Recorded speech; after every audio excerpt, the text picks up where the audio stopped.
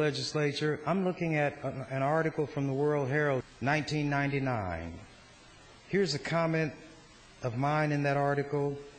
Chambers said that if the convention center had a chance of being profitable, it would be financed with revenue bonds, which are paid off with the facility's profits, instead of through general obligation bonds, which are paid off with property taxes.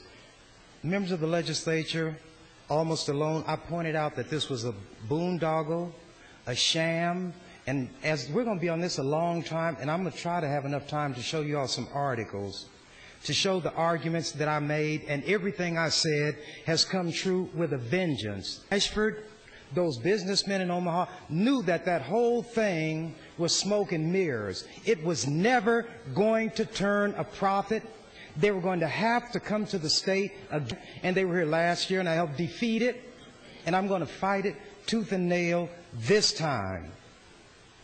What Senator Rogert is talking about has nothing to do with persuading the legislature to give up part of its tax base.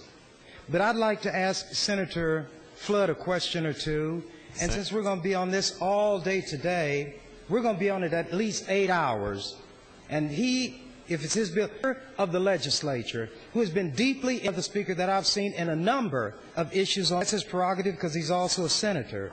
But this one cuts close to my bone marrow. Flood, would you yield to a question? Yes.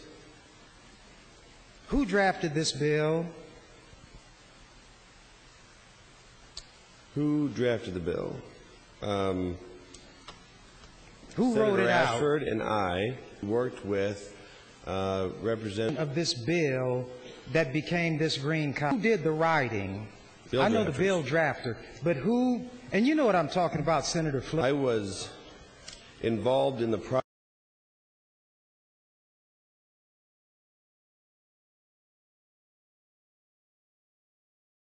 Senator Flood. Senator Chambers, you're recognized to speak on the first division of the committee amendment. Mr. President, is this the one that deals with that new language or the emergency clause? This is the new language, Senator. Thank you. Members of the legislature, we haven't even touched the language. You all don't care what goes into this bill. I'll Senator Flood a question, but before I do, he's the one who on my death penalty bill said adopt this amendment, but I'm not going to stand up there and act like people don't offer amendments to bills. They're not poppycock. Senator Flood. Senator Flood, would you yield to a question? Yes. In this new language, what are primary and secondary box office sales? Because that's what we're talking about here.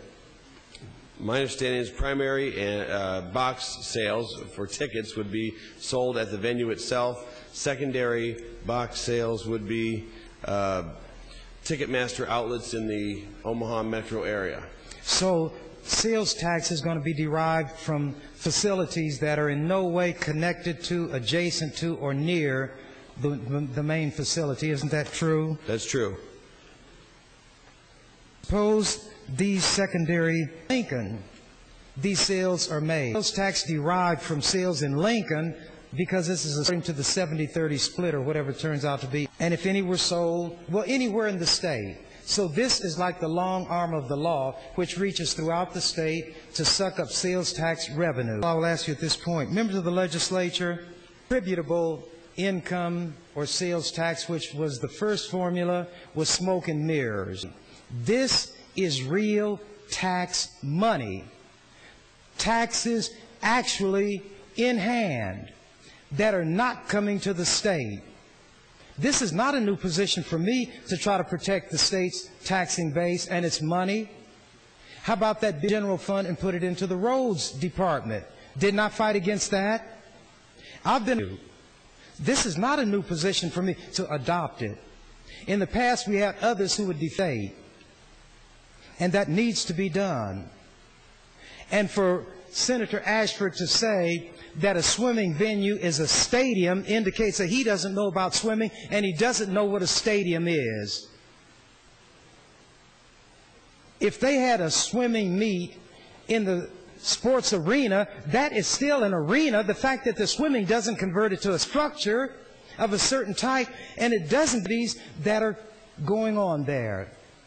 To say that this sports arena could become a stadium is crazy, because if that's true, you don't have to put stadium in the bill, because arena is already there. It's something different from an arena. Ashford has people just saying stuff off the top of their head. The one who'll take issue with it is me. But I'm going to keep doing it, and that's paying attention, and it does relate directly to this. Is a state. Omaha is a city. Nothing that the Omaha is a part. 1 minute. Omaha did this. Omaha came down here, and they gave that crack brain formula to give the impression that the state is not going to be into this for much money, because if the formula doesn't work, it's on Omaha. And they knew it wasn't going to work in Omaha because they said a provision to require a super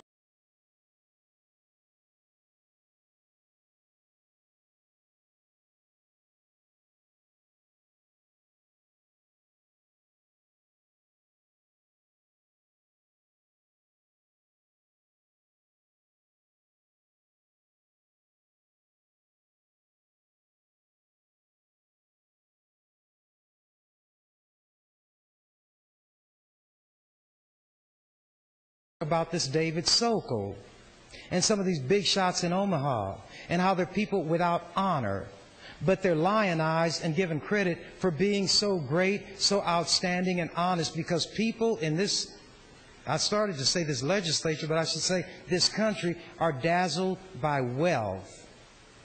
You know what the sun of this universe is? Money. It is the center of the universe in big-time athletics, entertainment, religion, everywhere.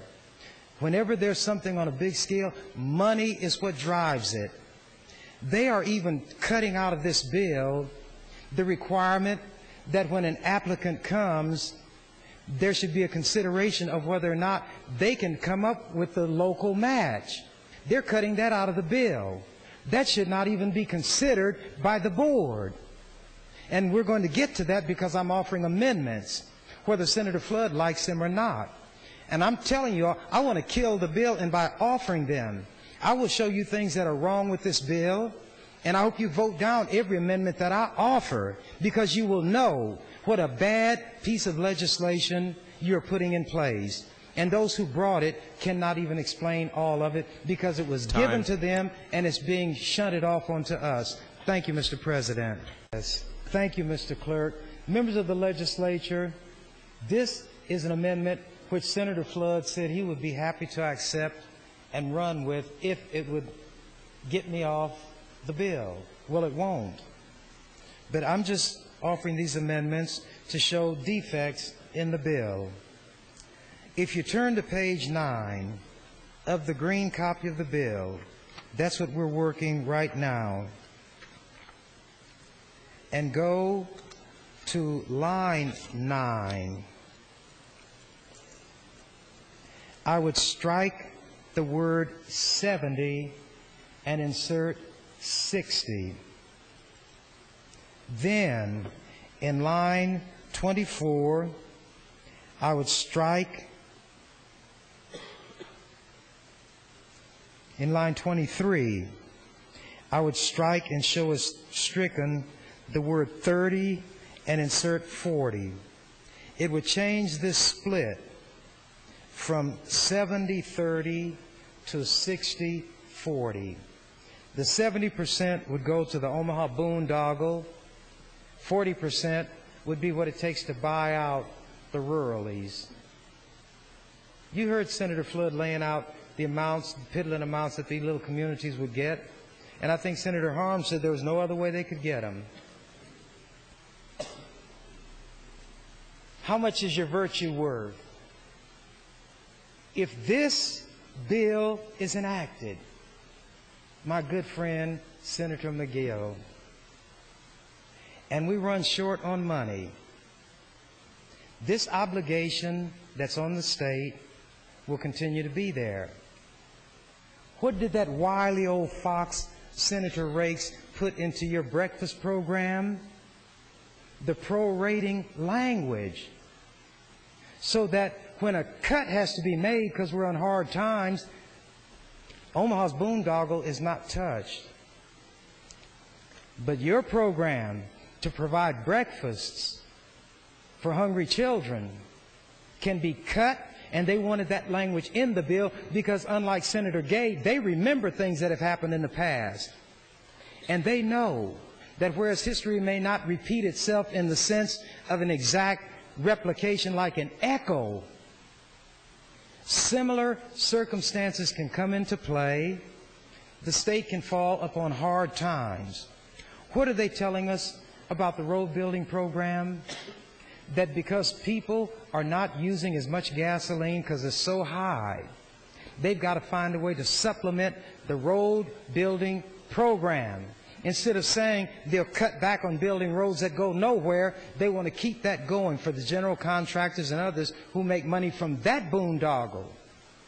So they are going to suck that money every year out of the general fund or away from the general fund.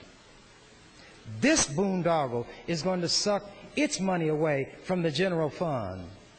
And you can draw a picture, Senator McGill, of these little children with the large, sorrowful eyes, tears coming down their cheeks, distended bellies, and they're hungry because they don't have food at home, so they can't eat breakfast. Oh, but we'll take care of Omaha. I had said I was tempted to talk on your bill this morning, but I didn't, and I want to get some assurances from Senator Rakes, but I might fight on select file some of those issues. That proration language, I had to get that out of an ADC bill many, many years ago because they were always cutting the poor families, the women and the children. And I fought it and fought it and fought it, and finally got something done about it.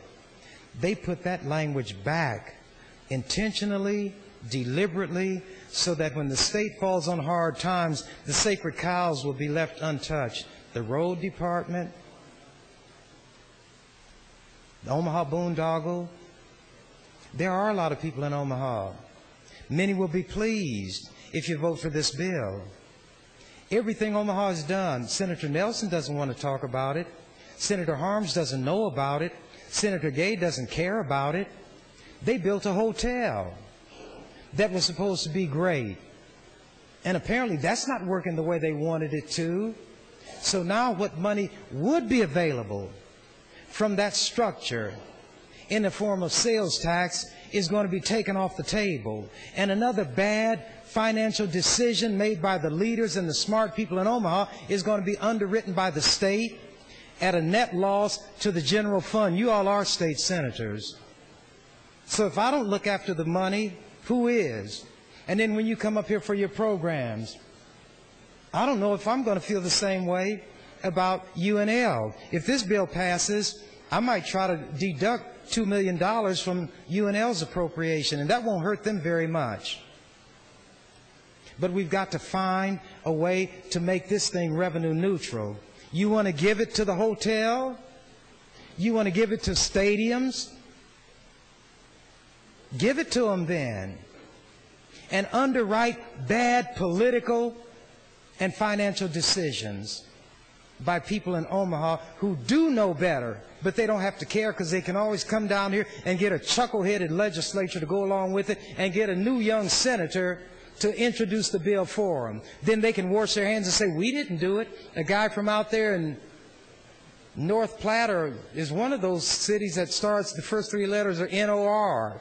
So it might be North Platte. No, maybe it's Plattsmouth. Yeah, that young senator from Plattsmouth, right outside Omaha, they got this young senator from Plattsmouth to bring it. And then somebody will say, Senator Flood's not from Plattsmouth. They'll say, well, he's from someplace that sounds like that. North Platte, okay. Senator Flood from North Platte brought, no, he's not from North Platte. So then they'll start racking their brain. What city has N-O-R in it? Norfolk. Well, yeah, that's by process of elimination. They wouldn't know Senator Flood from Adams House Cat if they saw him. But people will know his name because he carried water for Omaha at a net loss to the fund that we are supposed to be concerned about. So I'm going to keep being very blunt, very direct, because we all have names. And our names identify us so people know who it is who did such and such. When we put our fingerprints out there and they run those fingerprints through the crime bureau or whatever they use, then if those fingerprints match and a picture comes up in a name, bingo, that's you. Well, when we see all these fingerprints and smudges all over LB 551, that young senator from either Plattsmouth, North Platte, or Norfolk, or wherever he came from out there, is the one who did it. And senators is popping up on this floor talking about how great this is for rural Nebraska. If you had any gumption about yourself, you'd offer a bill to help the rural areas. That's what you ought to do. But you need an excuse, you need an alibi to go along and hitch your wagon to Omaha. That's what you need. But you don't have what it takes to offer a straight-up bill to help the rural economy. I come closer to doing that than the rural senators do, so they sit back quiet and scared and shaking like leaves on a tree. Then here comes big Omaha who scares them. And they say, well, look, here's how you can do it. This is going to save rural Nebraska. Omaha gets $1,700,000. Well, you get the rest. You get the crumbs. And those crumbs, less than $1 million, will save rural Nebraska. And they jump and say, hallelujah, I've been saved. And then they follow along. And then stand on this floor, and with the fervor of a Billy Sunday, who is one of those fire and brimstone evangelists, support a boondoggle for Omaha that's going to hurt the general fund. Then when that budget bill comes out here, or some of your pet programs come, and there's not money, you're going to whine and cry and say, but this is a worthwhile program. Well, the money's not there. That's what you're going to be told. Then what will you say? I'm trying to save you from yourself. And I'm going to do it whether you like it or not. But if I don't get that done, I'm going to extract 8 hours of time from this session, not only on this bill, but others. And I'm going to watch you all get together and defeat me. I'm going to watch you all legislate by cloture. And then see how responsible people think you are, because they're going to look at the issues that you clotured on. And the reason you clotured was because you had a bad bill, but you had strong lobbyists behind the bill, so you sucked up to them and did what they told you to do. Then you gave all these cockamamie arguments. The past is past. I even heard somebody almost as old as I am say, we got to forget the past. Thank you. Mr. President, members of the legislature, I don't care whether you adopt this amendment or not. If you adopt it, I'm still against the bill. I'm like Senator Flood was when we adopted his amendment to my anti-death penalty bill. I want to call attention to various things. And I have other amendments, too, to put in better form some of the language that is already in this bill. There's one part where they talk about hotels, and then they define a hotel, but there are other facilities that they mention, and they say something about the hotel after they discuss those other two items, something about where the public for consideration can have sleeping accommodations. Well, it could seem like the sleeping accommodations are found in those other facilities besides the hotel, because the hotel is mentioned on line 1, then these others intervene, then you put the sleeping accommodations on the last line. So I'm going to do some rewriting, and you can reject that too, but it'll give me time to talk. I like this amendment. There's a symmetry about it. You know why I say there's a symmetry? If you add 60 plus 40, it comes out 100. What could be more symmetrical than that? If you add what is in the present law, 70 plus 30, that also comes out 100. But however you cut anything in this bill, it amounts to a net loss to the general fund of at least $2 million, and it could be more depending on how much in sales tax is generated by these facilities. It's interesting that Senator Rogert would tell us how much money is being brought in to these facilities, but they got to get the state to bail them out. I'd venture to say that neither Senator Carlson, Senator Christensen, who is not here, either one of them, or Senator Heidemann and others interested in the Republican River Basin, all that general area, I'm sure they would not be asking us to enact that bill that is before us if torrents of water just suddenly began to flow through Nebraska. Every river had water spilling over the banks. Every stream had water spilling over the banks. Well, now that there's plenty of water, and Kansas, instead of saying, give us more, are saying, can't you hold some of this back? We wouldn't need to worry about rationing water, anything about restricting the drilling of wells, no worry about paying Kansas money because the amount of water they're entitled to is not coming their way. Plenty of water. That solves the problem. Senator Roger told us about all the money that's coming in, all these wonderful acts, some that I'd never heard of before. And if he just read them off, I wouldn't even know what he's talking about, as he said. So why then are they asking the legislature to bail them out? Something is not connecting in all that we're being told. But Senator Roger is new also. He's a team player. He wants to be with the Omaha Royals. Who are the Omaha Royals? I'd like to ask Senator Aguilar a question. Senator Aguilar, would you yield to a question from Senator Chambers? Certainly will. Senator Aguilar, do you know who the Omaha Royals are? Yeah, I think I do. Who are they? I believe that's like a farm team for the Kansas City Royals. Wrong. Sit down. Senator Flood, I'd like to ask Senator Friend a question. Senator Friend, would you yield to a question from Senator Chambers? And Senator, you have 1 minute. Senator Friend. Yes, I will. Who are the Omaha Royals? The Omaha Royals are a baseball team. Wrong. Sit down. I'll tell you who they are. Michael Yanni, David Sokol, Warren Buffett, and there's another, Walter Scott. Those are the Omaha Royals. Walter Scott, some call him Sir Walter Scott, and Warren Buffett owned about 50% of the Omaha Royals team, and they were trying to get the legislature to give some money to build a stadium for them. And this Warren Buffett is the one who criticized people in California for not paying enough in property taxes. Those are the Royals, the royalty.